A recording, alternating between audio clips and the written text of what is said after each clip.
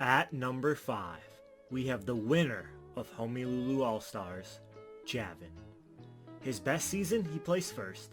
His worst season, he placed dead last at 13, finishing his 4-season career with an average placement of about 6. His best season was All-Stars, and his worst season was Season 2.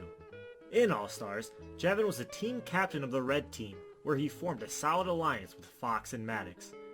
Despite being asked to join up with the Gamblers Alliance, Javin decided to go up against them with his team, despite the seemingly unbeatable odds. Thanks to an Anthony vote flip at the final 7, the Red Team Alliance was placed firmly in the driver's seat for the rest of the game. Although he lost the final 3 immunity, Javin was taken to the end by Maddox since Maddox thought he'd be an easier win. And we all know how that turned out. Congratulations to the winner of Homielulu All-Stars! In Season 2, Javin came into the game with a huge target on his back due to his team's early dominance in Season 1, where he placed 4th. And after losing to Ben in the tied vote summatory, he was voted out. Javin's best move was putting together the Red Team in All-Stars, because they helped him get to the end. And his move to take out Dallas early so the two weren't seen as a big threat like Season 1 proved to be effective. Javin's worst move is the exact same as Dallas's, losing control of Nick's vote and having his closest ally, Dallas, voted out. If he and Dallas were able to keep control in Season 1, there's a good chance Javin might have been a 2-time champion. But as it stands, he's stuck here at the number 5 spot. At number 4, we have the last non-winner on this list, Maddox. Maddox placed second 2 times. His worst season he placed 7th, finishing with an average placement of 3.6 through 3 seasons. Maddox earned the title of the Russell Hantz of Homielulu by making it to the finals 2 seasons in a row and losing both times. Maddox's worst season was Season 3, where he was a part of the crumbling Rochelle Alliance that was picked apart by Eski. Hey, but at least he did this. Despite placing second in Season 4 in All-Stars, I personally consider All-Stars as Maddox's superior game. After riding it out with Tucker in Season 4, Maddox found himself on opposing sides with him in All-Stars. After losing most of his allies besides Javin and Fox, Maddox found a new ally in Anthony who he helped flip to their side to take down Tucker at the final 7 vote-off. This shifted the tide of the season and placed Maddox firmly in the driver's seat. Maddox became the main driving force in the rest of the votes that season. And in order to secure his spot in the game better, he even opted to betray Anthony, who had saved his team from utter collapse mere votes prior. Maddox took things into his own hands during the final 3 immunity challenge, winning it, and then taking out the biggest threat to win the game, Fox. After all these huge moves, Maddox surely won this season, right? Right? Yes! Let's go! I considered All-Stars Maddox's magnum opus ahead of Season 4 because in Season 4, he had a bit of a Mickey Mouse path to the end with Tucker because he came in the game halfway through. But in All-Stars, he was in charge to the bitter end. Maddox's best move would have to be helping orchestrate the Tucker blindside in All-Stars. And his worst move would be undoubtedly taking Tucker to the end in Season 4 over Dallas, who famously does not play Minecraft. Fucking Minecraft. You guys are getting beat by it. No, I'm playing Minecraft. If Maddox had won both or even just one of these seasons, he might be considered the greatest to ever do it. But with no wins on his resume, he's forever stuck in this spot.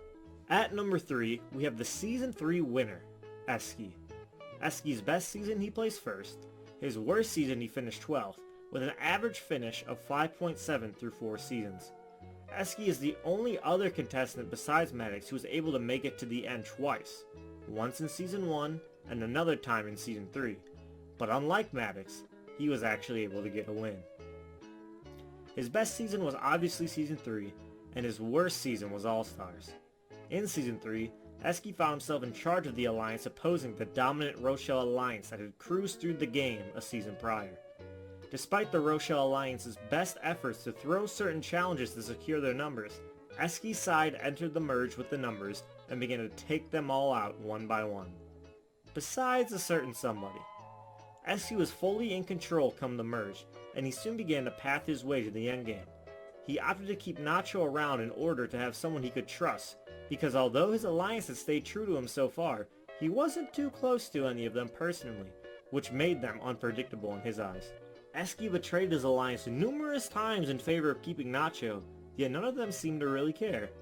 The only time playing both sides caught up to him was when Val won immunity during the final 3, and since Eski hadn't been fully loyal, Val opted to flip a coin to decide his fate instead of sticking together. The coin landed in Eski's direction, and he was able to take the win handily against Val in the final. In All-Stars, Eski seemed a little unprepared.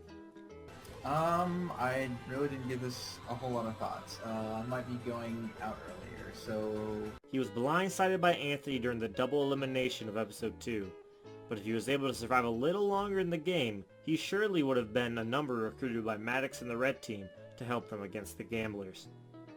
Eski's best move would have to be picking Cad as his teammate in the final challenge in Season 3.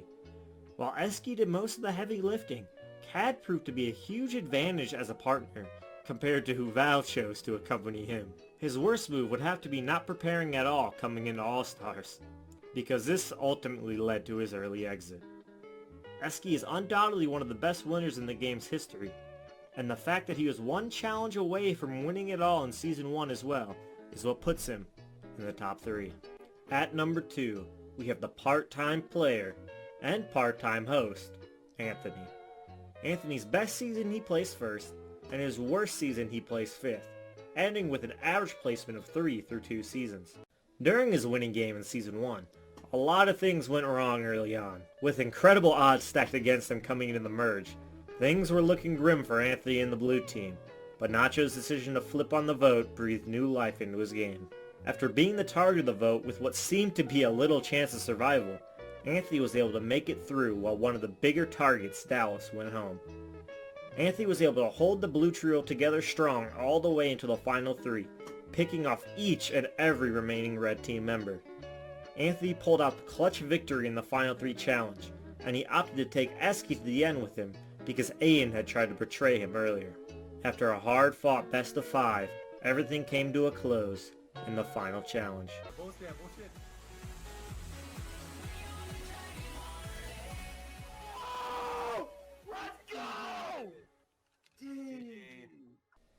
After his impressive victory in Season 1, Anthony took a back seat and helped host the game up until his long-awaited return in All-Stars.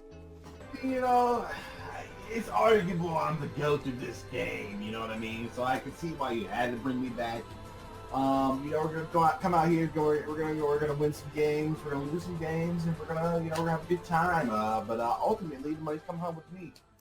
In All-Stars, Anthony found himself in the Gamblers Alliance, but not for long. Anthony was asked if he would join the others in gambling the winnings if they won, and he obliged.